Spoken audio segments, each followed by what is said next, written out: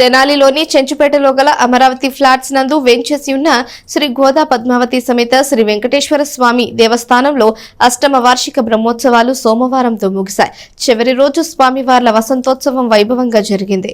స్థానిక అమరావతి కాలనీలో వేంచేసి ఉన్న శ్రీ గోదా పద్మావతి సమేత శ్రీ వెంకటేశ్వర స్వామివారి దేవస్థానంలో ఈ నెల 9వ తేదీ నుంచి జరుగుతున్న వార్షిక బ్రహ్మోత్సవాలు సోమవారంతో ముగిశాయి. ఈ ఉత్సవాల్లో భాగంగా స్వామివార్ల సన్నిధిలో నిత్య హోమం, మహాపూర్ణాహుతి, వసంతోత్సవాలు జరిగాయి. తదనంతరం స్వామివార్లకు విశేష పూజాది కార్యక్రమాలు నిర్వహించారు.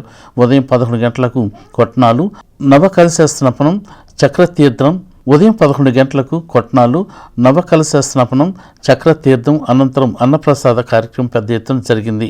అన్నప్రసాద కార్యక్రమాలకు స్థానిక భక్తులే కాక పరిసర గ్రామాల నుంచి కూడా పెద్ద సంఖ్యలో భక్తులు తరలివచ్చారు.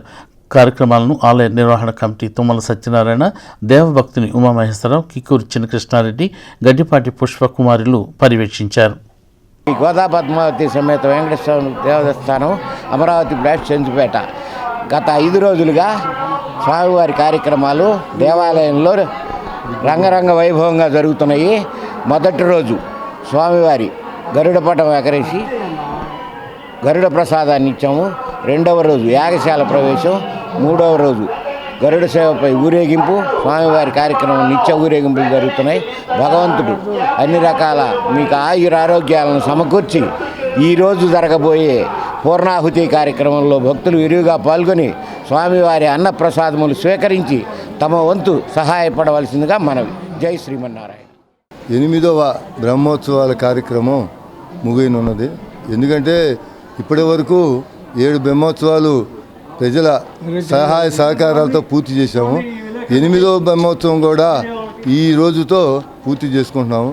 కాబట్టి శ్రీ గోదా పద్మావతి సమేత వెంకటేశ్వర స్వామి దేవస్థానంలో ఈ యొక్క అమరావతి ప్లాట్ల కాలనీ ప్రజలందరూ కూడా దేవాలయానికి విచ్చేసి అందరూ కూడా ఈ కార్యక్రమం దివ్యయజ్ఞం చేశారు. కాబట్టి ఈ రోజు నుంచి మళ్ళీ వచ్చే సంవత్సరం మళ్ళీ 9వ బ్రహ్మోత్సవాలకు కూడా మేము అన్ని రకాలు కూడా అందరినీ కలుపుకొని, ముఖ్యంగా ఏంటంటే యూత్ని కూడా ఎంకరేజ్ చేసి వారిని పూర్తి సహకారాలు తీసుకొని మేము ఈ 9వ బ్రహ్మోత్సవం కూడా బాగా దిగ్విజయం చేయాలనే కోరికలో ఉన్నాము. కాబట్టి